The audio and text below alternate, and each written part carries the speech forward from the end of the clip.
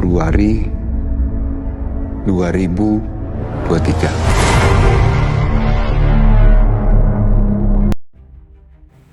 Selamat datang kembali di Handshop Movie, tempat kita membedah film bukan hanya dari sisi ceritanya, tapi juga dari dampak sosial, pesan moral, dan bagaimana sebuah karya bisa menggugah cara kita memandang dunia. Hari ini kita bahas sebuah film yang datang dari kasus nyata yang sempat mengguncang Indonesia, Ozora. Sebuah film yang bukan sekedar tontonan tetapi ajakan untuk merenung tentang bullying, kekuasaan, dan ketahanan manusia. Sebelum itu aku akan mau bacakan dulu sinopsis singkatnya. Ozora mengikuti perjalanan seorang ayah yang anaknya menjadi korban bullying brutal sampai koma selama puluhan hari. Dengan peluang hidup tinggal hanya 2% saja, film ini bukan rekonstruksi kriminal, ini interpretasi emosional. Bagaimana keluarga menahan ambruk, bagaimana trauma merembet ke semua orang di sekitarnya.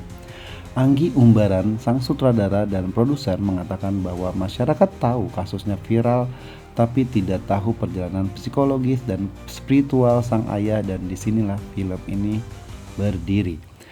Anggi Umbaran juga menggait beberapa sang artis yang sangat terkenal.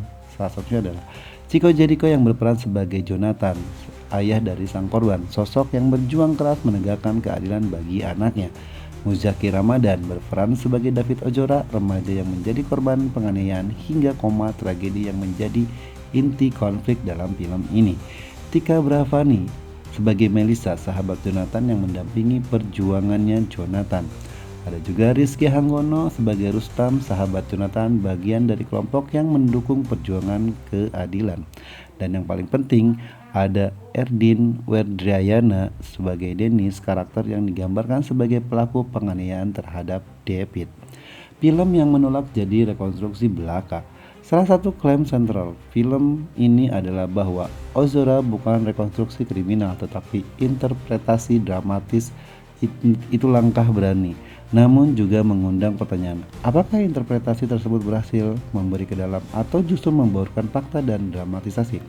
Pendekatan Anggi Umbara memang condong untuk memperlihatkan dampak psikologis, bukan detail kriminal. Ini membuat film lebih humanis tetapi juga menuntut penonton untuk kritis agar tidak menganggap semua elemen sebagai kebenaran historis.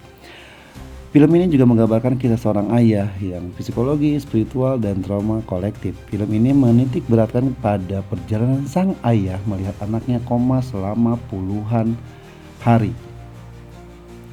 Dengan harapan hidup hanya 2%, sisi ini justru yang paling kuat karena seorang ayah menunjukkan bagaimana trauma tidak hanya dialami korban tetapi seluruh keluarga. Perjalanan spiritual sang ayah digambarkan tanpa romantisasi berlebihan. Ada ruang untuk mempertanyakan ketidakadilan, bukan hanya meratapinya. Sebagai penonton, kita dihadapkan pada dilema moral. Bagaimana manusia bertahan ketika sistem tidak berpihak? Ini relevan terutama di masyarakat yang kerap menyaksikan relasi kuasa timpang. Viralitas kasus dan realitas emosional. Film ini pengakuan Anggi bahwa publik mengetahui kasusnya tapi tidak mengetahui ke dalam pergulatan batin seorang ayah yang membuka ruang diskusi penting. Apakah publik sering terlalu terpaku pada sensasi sebuah kasus tapi gagal memahami dampak panjangnya pada korban. Film ini mengisi celah tersebut dengan cukup efektif, namun tetap penting untuk menyadari bahwa beberapa aspek mungkin digerakkan oleh kebutuhan dramatis sinema. Film ini juga mengangkat pesan anti-bullying yang kuat tapi perlu kita bedah. Ozora jelas ingin mengangkat bahaya bullying bukan hanya antar remaja tetapi ketika kekuasaan ikut bermain. Nilai plusnya, film tidak berhenti pada pesan bullying itu saja, tapi menyoroti struktur sosial yang membuat pelaku kerap merasa kebal. Menunjukkan bagaimana efek jangka panjang perundungan bisa menghancurkan identitas, relasi, dan kesehatan mental tentunya. Namun perlu dicatat, film semacam ini harus hati-hati agar tidak mengglorifikasi kekerasan atau memicu traumatisasi. Untungnya, Ozora cukup terkendali dalam hal ini. Selain isu anti-bullying, film ini juga mengangkat isu toleransi, lapisan tambahan yang menarik. Meski tidak menjadi fokus utama dalam film ini memasukkan tema toleransi bahwa solidaritas bisa muncul dari berbagai kelompok sosial dan agama. Ini bisa memperluas perspektif tetapi juga berisiko terasa tempelan jika tidak diolah dalam alur dramatiknya. Dalam Ozora, elemen ini hadir sebagai penyeimbang ketegangan emosional.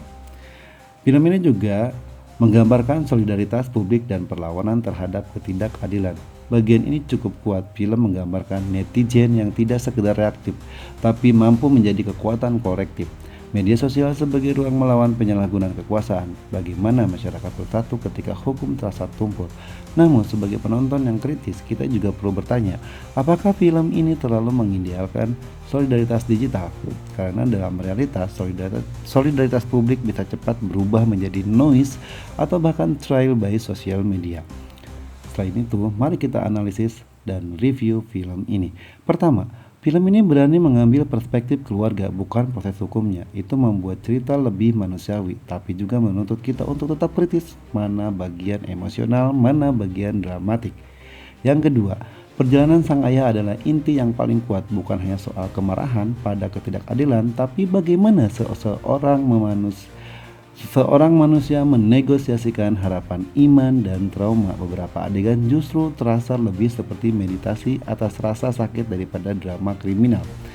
Poin ketiga, film ini menyoroti betapa mengerikannya bullying ketika bercampur dengan privilege dan menyalahgunakan kekuasaan. Bukan sekedar aksi kekerasannya, tapi struktur sosial yang membuat para pelaku merasa kebal.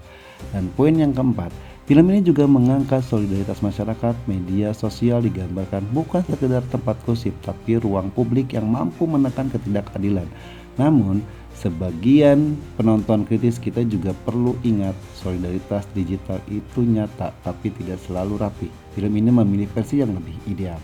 Kesimpulan dari film Ozora ini adalah film yang mencoba lebih dari sekedar memvisualisasikan kasus viral. Ia ingin menggali trauma keluarga, mengajak penonton memahami sisi emosional dan tersembunyi, serta memperlihatkan bagaimana masyarakat bisa menjadi kekuatan moral.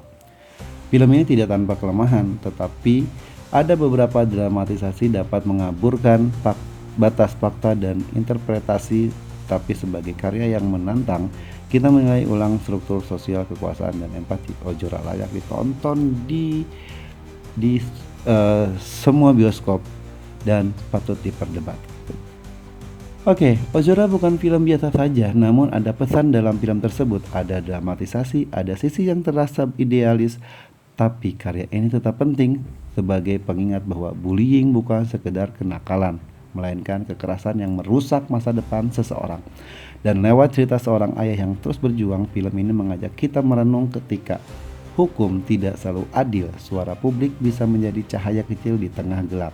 Sampai di sini dulu review kita. Kalau kamu punya pandangan lain tentang Ozora, tulis di kolom komentar. Di Hands Up Movie, kita selalu diskusi tanpa bias, dengan kepala dingin dan tentunya hati terbuka. Terima kasih sudah menonton, sampai jumpa di review berikutnya.